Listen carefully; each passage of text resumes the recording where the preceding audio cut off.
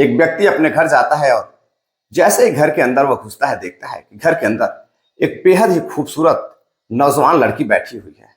वह उस लड़की को देखते हुए कहता है कि आप बहुत ही खूबसूरत हैं और मुझे लगता है कि मैं आपके इस खूबसूरती के चक्कर में एक दिन जेल जाऊंगा। और कहते हैं कि 24 घंटे में कही हुई बात कभी ना कभी सत्य हो जाती है, क्योंकि उस 24 घंटे में माँ सरस्वती एक बार जरूर जिह्वा पर वास करती हैं। और आप मजाक में कहें या सीरियस होकर कोई बात कहें, वो कभी ना कभी सत्य हो जाती है। ऐसी एक घटना घटती है और लोग उस घटना पर यकीन नहीं कर पा रहे थे। जब लोगों को न्यूज मीडिया के माध्यम से यह खबर मिलती है, तब लोग सोचने पर मजबूर हो जाते हैं। नमस्कार, प्रणाम। मैं आपका अपना विशु राय हाजिर हूँ विशु वारदात तक के एक और नई कहानी के साथ। आज की जो सच्ची घटना मैं आपको सुनाने जा रहा हूँ, यह सच्ची घटना है भारत के राष्ट्रीय राजधानी क्षेत्र दिल्ली की। दिल्ली के आनंद नगर के पास एक कॉलोनी में एक बिजनेसमैन रहते थे। उनके दो छोटे बच्चे और एक उनकी पत्नी। पत्नी का नाम सुनैना रहता है, जिनकी उम्र 39 साल रहती है। और जो पति बिजनेसमैन रहते हैं, उनका नाम कपिल रहता है। कपिल भी बेहद सुंदर और सुडौल रहते हैं और उनकी पत्नी भी बेहद खूबसूरत रहती हैं। अब उनके जो छोटे दो बच्चे रहते हैं, वह LKG UKG की पढ़ाई कर रहे थे, अभी छोटे रहते हैं। तो अभी कुछ दिनों बाद जब लड़कों का रिजल्ट आता है, एग्जाम होता है, तो रिजल्ट में लड़के जो है कुछ खास नहीं कर पाते हैं। उनका जो रिजल्ट रहता है काफी खराब रहता है। अब पत्नी सुनैना को बच्चों के फ्यूचर दिखने लगते हैं। उनको लगता है कि बच्चे हमारे काफी कमजोर है पढ़ाई लिखाई में, फ्यूचर काफी खराब हो जाएगा। अब जब भविष्य दिखने लगता है तो सुनैना अपने पति से कहती है कि मुझे एक टीचर की तलाश है, मुझे एक टीचर चाहिए जो मेरे घर आकर मेरे बच्चों को पढ़ा सकें। तभी जो बिजनेसमैन रहता है एक अपने दोस्त से फोन करता है, बात करता है और कहता है कि मुझे एक ट्यूशन टीचर चाहिए जो बेहद ही पढ़ने लिखने में तेज तर्रार हो और मेरे बच्चों को पढ़ा लिखा सके, और जो भी पैसा वो मांगेंगे मैं देने के लिए तैयार हूं। दोस्त कुछ दिन बाद उस कपिल बिजनेसमैन को फोन करता है और कहता है कि मैं आपके एड्रेस पर आज एक टीचर भेज रहा हूं जो कि बेहद ही पढ़ी लिखी है और कई सारे लड़कों को भी ट्यूशन देती हैं। अब शाम होती है, जैसे ही 7 बजता है, सुनैना के घर एक बेहद ही खूबसूरत टीचर जिनका नाम प्रियंका रहता है, वो पहुंचती हैं और पहुंचने के बाद बेल बजाती हैं। जब सुनैना अपना दरवाजा खोलती है तो देखती है कि सामने एक बेहद ही खूबसूरत लड़की खड़ी है। सुनैना पूछती है कि जी हाँ बताइए, आप कौन? तो कहती है मैडम, मैं आपके बच्चों की नई टीचर हूँ, ट्यूशन टीचर हूँ। मुझे फोन आया था तो मैं आपके घर आपके बच्चों को पढ़ाने के लिए आई हूँ। आज से मैं आपके बच्चों को मैं ही पढ़ाऊंगी। अब सुनैना बेहद खुश होती है और चाय पानी लेकर आती है और जो ट्यूशन टीचर रहती हैं उनके बारे में जानकारी इकट्ठा करती है, उनसे पूछताछ करती हैं। तो प्रियंका जो रहती है वो अपना नाम बताती है और वह पास के ही कॉलोनी में रहने वाली होती है। सारा कुछ बताती है कि मैं आपके पड़ोस में भी कई लोगों को, कई बच्चों को ट्यूशन पढ़ाती हूँ। अब देखने से भी प्रियंका काफी खूबसूरत और बातचीत में भी काफी तेज तर्रार नजर आ रही थी। तो सुनैना बेहद खुश होती है कि अब उनके बच्चों को काफी अच्छी ट्यूशन टीचर मिली है। अब रोजाना वह शाम 7:30 बजे आती और सुनैना के बेटों को ट्यूशन पढ़ाती है।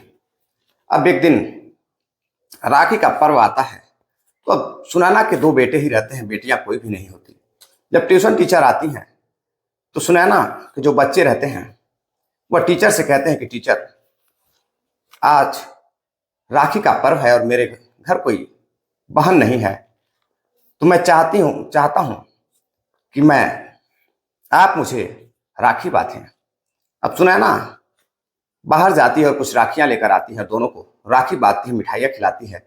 यह देखकर जो सुनैना होती है वो काफी खुश होती है। बच्चों की जो माँ होती है वो खुश होती है कि ट्यूशन टीचर जिन बच्चों को पढ़ा रही हैं आज राखी बांध कर उनकी बहन भी बन गई हैं।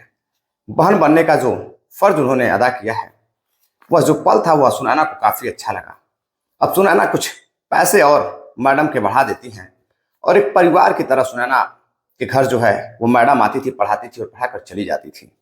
अब एक दिन जो बिजनेसमैन रहता है कपिल, वह जब घर आता है, शाम करीब 7:30 बजे ही, कपड़े का व्यापारी रहता है, तो वह देखता है कि घर के अंदर बेहद ही खूबसूरत मैडम बैठी हुई हैं।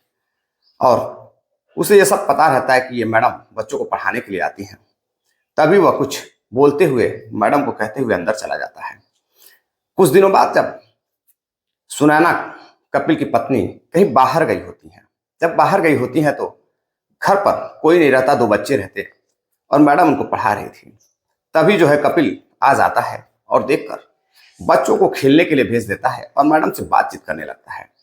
मैडम से बातचीत करते करते अब दोनों की दोस्ती हो जाती है और दोस्ती इस कदर हो जाती है, इतनी गहरी हो जाती है कि जो मैडम प्रियंका होती हैं वह बिजनेसमैन कपिल को दिल दे बैठती हैं। और जो कपिल रहता है वह पहले से ही मैडम पर फिदा रहता है। जो मैडम की खूबसूरती रहती है वह कपिल के दिलो दिमाग में घुस चुकी थी। अब बच्चे कुछ देर बाद घर आते हैं तो फिर मैडम को ट्यूशन पढ़ाती हैं और जो कपिल रहता है वह मैडम का नंबर लेकर फिर वहां से चला जाता। अब वह मैडम को फोन करके, जब मैडम ट्यूशन पढ़ाने जाती उससे पहले वो मैडम को फोन कर अक्सर मिलने के लिए बाहर बुलाता। जब भी समय मिलता दिन में ही मैडम को बुलाकर अपनी कार में बिठाकर वह घूमने के लिए दिल्ली के अलग अलग हिस्सों में लेकर जाता, अलग अलग रेस्टोरेंट में लेके जाता और हर तरह से वह प्रियंका ट्यूशन टीचर के साथ एंजॉय करता। अब इस कदर दोनों का दिल लग चुका था। और जो प्रियंका रहती हैं, प्रियंका कपिल से 10 साल छोटी रहती हैं, यानी कि 28 से 29 साल उनकी उम्र रहती है। अब दोनों इस कदर चाहने लगे थे कि वो दोनों एक दूसरे से शादी भी करना चाहते थे, लेकिन जो बिजनेसमैन रहता है वह शादी के लिए तैयार नहीं रहता है। अब बातचीत धीरे धीरे इस कदर आगे बढ़ चुकी थी कि बिजनेसमैन कपिल होटल में भी ले जाकर उस प्रियंका मैडम के साथ कई बार शारीरिक संबंध बनाया करता था। और जो मैडम रहती वह जब घर पर आती तो बैठकर कपिल से भी, जब भी कपिल घर पर होता कपिल से बातचीत किया करती थी। अब शक ना हो इसलिए हर रक्षा बंधन पर, हर उस पर्व पर वह सुनैना के घर पर होती और एक परिवार की तरह रहती, एक भाई बहन के रिश्ते की तरह वह घर पर पेश आती थी, जिससे सुनैना जो पत्नी होती उन्हें शक नहीं होता था और वह भी इन लोगों के रिश्ते से काफी खुश होती थी। अब एक दिन जो लड़की होती है प्रियंका ट्यूशन टीचर, उनके घर एक रिश्ता आता है। अब रिश्ता आता है तो घर वाले जब रिश्ते को देखते हैं तो लड़का काफी पढ़ा लिखा रहता है और दिल्ली के ही एक विभाग में वह नौकरी करता, सरकारी नौकरी करता। अब घर वाले प्रियंका से कहते कि तुम्हारा रिश्ता आया हुआ है और रिश्ता काफी अच्छा लग रहा है, हम तुम्हारी शादी फिक्स करने वाले हैं। अब प्रियंका कुछ बोल नहीं पाती है। रिश्ता फिक्स हो जाता है, एंगेजमेंट होने वाली होती है। तभी लड़की जो प्रियंका होती है वह कपिल को फोन कर कहती है, कपिल मेरी एंगेजमेंट होने वाली है, मैं किसी और की होने जा रही हूं। अब कपिल को अब कई तरह की जो बातें होती मैडम की वह उसके दिमाग में गूंजने लगती है। अब वह उससे अपने से दूर जाने नहीं देना चाह रहा था। वह फौरन ही उस जहां से भी रिश्ता आया था उसके घर का नंबर पता करता है। पता कर खुद लड़के को फोन करके कहता है कि देखो मैं प्रियंका का बॉयफ्रेंड बोल रहा हूं, तुम इस शादी से इनकार कर दो वरना बहुत पछताओगे। अब शादी टूट जाती है। प्रियंका के पिता और माता को पता भी नहीं चलता कि शादी वाले जो लड़के वाले रहते हैं उन्होंने शादी क्यों तोड़ दी। अब माता पिता काफी परेशान रहते हैं। फिर कुछ दिनों बाद एक रिश्ता आता है तो प्रियंका की एक सहेली रहती है, वह उससे बात कराती हैं और अपना रिश्ता तोड़वा देती हैं। अब दोनों एक दूसरे के साथ रहने के लिए राजी हो जाते हैं। अब इसी बीच प्रियंका की तबीयत खराब हो जाती है और प्रियंका के चेहरे पर जो रौनक रहती है वह चली जाती है। अब यह देखकर कपिल काफी परेशान होने लगता है क्योंकि वह प्रियंका की खूबसूरती से, उस चेहरे से इतना वह प्यार करता था, इतना लगाव रहता कि उसे अब उस तरह से वह देख नहीं पा रहा था। अब वह लाखों रुपए खर्च कर चुका था प्रियंका पर। वह डॉक्टर से बातचीत करता तो डॉक्टर कुछ दवाइयां खाने के लिए प्रियंका को देते हैं जिससे वह हमेशा खूबसूरत दिखती रहे। अब इस पर कई लाख रुपए जो है बिजनेसमैन कपिल खर्च करता है। अब धीरे धीरे जो प्रियंका रहती वह भी समय के साथ साथ और खूबसूरत दिखने लगी थी। अब जो कपिल रहता उसके साथ आए दिन समय व्यतीत करता, अपना शादी करने की जो बात थी वह सिर्फ प्रियंका करती थी। बिजनेसमैन की शादीशुदा व्यक्ति रहता है, वह उसके 2 बच्चे भी थे। अब एक दिन बात बिगड़ जाती है, दोनों में बातचीत होने लगती है तो जो प्रियंका होती है वह अपने प्रेमी कपिल से कहती है कि देखो, मैं तुमसे शादी करना चाहती हूँ और मैं शादी जो है इसी हफ्ते करना चाहती हूँ, क्योंकि मैं तुम्हारे बच्चे की माँ बनने वाली हूँ। अब कपिल किसी तरह से लड़की को समझाता, अपनी प्रेमिका को समझाकर उसका अबॉर्शन करा देता है। लेकिन फिर कुछ दिनों बाद लड़की कहती है कि तुम्हारी कुछ वीडियो मेरे पास पड़ी है, अब मैं बर्दाश्त नहीं कर पाऊंगी। हमारे रिलेशन को करीब 6 से 7 साल हो चुके हैं। अब मैं चाहती हूं कि तुम अपने पत्नी से रिश्ता तोड़कर मेरे साथ शादी कर लो, और मुझे कुछ 50 लाख की जरूरत है, वह भी मुझे चाहिए, और कुछ और डिमांड करती है। अब बिजनेसमैन कपिल हर जाता है, थक जाता है। उसे समझ में नहीं आता कि आखिर वो करे तो करे क्या करे। अब उससे कुछ जो अश्लील वीडियो थी, वीडियो वायरल करने के लिए प्रियंका धमकी देने लगती है। जब धमकी देने लगती है तो कपिल परेशान हो जाता है। परेशान होने के बाद अंततः हुआ घर जाता है। घर पर बैठा रहता है तो जो उसकी पत्नी रहती है वो पत्नी से अपने कुछ बातचीत करता है। अब अगले दिन टीचर काम पर नहीं आती हैं, यानी कि पढ़ाने नहीं आती हैं। सुनैना और उनके पति परेशान होने लगते हैं, फोन स्विच ऑफ आने लगता है। तभी एक राजस्थान के अलवर में एक जगह पड़ती है तारापुर। तारापुर में एक बोरे में बंधी हुई लाश मिलती है। जब पुलिस उस लाश को, यानी कि उस बोरे को खोलती है, उसमें जो लाश होती है उसकी जब पुलिस शिनाख्त करती है तो पता चलता है कि वह लाश किसी और की नहीं, 2 दिन से लापता दिल्ली की रहने वाली प्रियंका की है। वही ट्यूशन टीचर प्रियंका जो 2 दिनों से लापता थी। अब उस लाश को पुलिस पोस्टमार्टम के लिए भेज देती है तो पता चलता है पोस्टमार्टम रिपोर्ट में कि प्रियंका का गला घोट करके हत्या की गई थी, और 2 दिन पहले ही इस लाश को इस तारापुर के जगह में फेंक दिया गया था। अब जो भी इस घटना को सुनता हैरान रहता कि आखिर ये जो महिला है, जिस लड़की की लाश मिली है, आखिर इसकी किसी से क्या दुश्मनी रही होगी, ऐसा किसी ने क्यों किया होगा। सभी लोग जानने के इच्छुक थे। अब पुलिस अपने तरीके से जांच पड़ताल में जुटती है, और जांच पड़ताल में जुटने के बाद वो सबसे पहले तारापुर अलवर के क्षेत्र में जितने भी सीसीटीवी फुटेज लगे थे, करीब 50 से अधिक, उन सीसीटीवी फुटेज को खंगालती है। खंगालने के बाद पता चलता है कि एक दिल्ली का नंबर, जिस दिन लाश मिली थी उसके 1 दिन पहले वहां से एक व्हाइट कलर की स्विफ्ट कार उधर से गुजरी थी।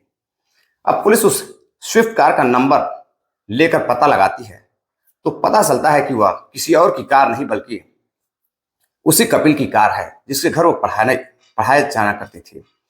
अब रोजाना वह पढ़ाने जाती थी और उसी कपिल का जो है कार भी रहता है। अब पुलिस को धीरे धीरे सारा मामला लगभग समझ में आ चुका था। अब वह कपिल के एड्रेस पर जाती है तो कपिल वहां नहीं रहता, घर पे ताला बंद रहता है। अब वहां से लोकेशन ट्रेस किया जाता है कपिल का, तो कभी गाजियाबाद तो कभी नोएडा, पल पल में नंबर जो है कॉल ट्रेसिंग का जो भी एड्रेस रहता है वो बदलता रहता है, जगह बदल रहा था कपिल। अब एक दिन गाजियाबाद से वह गिरफ्तार किया जाता है, और गिरफ्तार करने के बाद जब पुलिस उससे कड़ाई से पूछताछ करती है तो टूट जाता है और बताता है कि इस हत्या में मेरे साथ मेरी पत्नी और मेरे 2 नौकर दोनों का साथ रहता है, और उनके साथ मिलकर मैंने ऐसा कांड किया है। अब पुलिस उनसे पूछताछ करने लगती है कि तुमने ऐसा क्यों किया, तो कपिल बताता है कि वह 50 लाख रुपए और कई सारी चीजें डिमांड कर रही थी जो मैं नहीं कर सकता था। अब तक मैंने उससे 40 लाख से ऊपर उसके ऊपर मैं खर्च कर चुका हूं, और वह मेरे बेटों को ट्यूशन पढ़ाने आती थी। इसी बीच हम दोनों एक दूसरे को चाहने लगे और करीब 7 साल से हमारा रिलेशन है। अब वह जब नहीं मान रही थी, एकदम जिद पर आ चुकी थी, ब्लैकमेल करने लगी थी, इस कदर कि मैं परेशान हो चुका था। परेशान होकर अपनी पत्नी से बातचीत किया तो पत्नी ने एक प्लान बताया, और प्लान के तहत मेरे दोनों नौकर और मैं, मेरी पत्नी, चारों लोगों ने मिलकर रात में घूमने के लिए हमने उस लड़की ट्यूशन टीचर प्रियंका को बुलाया और कार में बिठाकर आवाज तेज कर भजन लगा दिया मैंने। भजन चलता रहा और मैंने उस लड़की के साथ उसे प्यार दिखाते हुए उसके साथ शारीरिक संबंध बनाने की कोशिश की, और उसके बाद मैंने उसका गला दबाकर हत्या कर दी। अब गला दबाकर जब हत्या कर दी तो उसके बाद उसको एक बोरे में भरकर हम लोगों ने राजस्थान ले जाकर अलवर में तारापुर के पास एक झाड़ियों में उस लाश को फेंक दिया। और मुझे लगा कि शायद किसी को पता नहीं चलेगा, लेकिन शायद कपिल अनजान था। जितने भी अपराधी हैं, कितने भी शातिर क्यों ना हो, लेकिन पुलिस के हाथ, कानून के हाथ इतने लंबे होते हैं कि कहीं ना कहीं अपराधियों की गर्दन तक एक न एक दिन पहुंच ही जाते हैं। पुलिस अब चारों को गिरफ्तार कर 302 रेप केस और भी कई संगीन धाराएं लगाकर पत्नी, पति और जो दोनों नौकर होते हैं चारों को जेल भेज देती है। और बच्चों को, जो छोटे बच्चे होते हैं, उनके रिश्तेदार के पास छोड़ दिया जाता है पुलिस की देखरेख में। कहते हैं कि कई बार ऐसा है कि जब दो लोग, पत्नी के रहते कोई भी व्यक्ति दो नाव पर जब चढ़ने की कोशिश करता है, किसी और से इश्क लड़ा बैठता है, चाहे लड़की हो चाहे लड़का हो, तो उसे कहीं ना कहीं इसी तरह के जुर्म का सामना करना पड़ता है। या तो उसकी हत्या कर दी जाती है या फिर वह जेल में सड़ रहा होता है। दरअसल इस कहानी, इस घटनाक्रम को सुनाने का उद्देश्य आपको जागरूक करना है, सावधान करना है, किसी को हैरान करना या परेशान करना नहीं है। चलते चलते कुछ साथियों ने कमेंट किया है, जिनके नाम है सोहन लाल सेठिया है बीवर राजस्थान से, उमेश सिंह है उत्तर प्रदेश मऊ के रहने वाले, सतीश गुप्ता हैं, यह भी उत्तर प्रदेश मऊ के रहने वाले हैं, हिमांशु राय हैं इलाहाबाद के रहने वाले हैं, सोहन लाल शेटिया बीवर राजस्थान के रहने वाले हैं। सोहन जी, आप काफ़ी अच्छा कमेंट करते हैं, आपका कमेंट पढ़कर काफ़ी अच्छा लगता है। और बहुत सारे साथी ऐसे हैं जो बहुत अच्छे अच्छे कमेंट करते हैं, और आप सभी साथी जो सपोर्ट करते हैं, सबसे अच्छा मुझे आप सभी साथियों का सपोर्टेबल कमेंट लगता है, जो आप सभी साथी इतने प्यार से सपोर्ट करते हैं। मिलते हैं एक और नई कहानी के साथ, तब तक के लिए इजाजत दीजिए। नमस्कार, जय हिंद।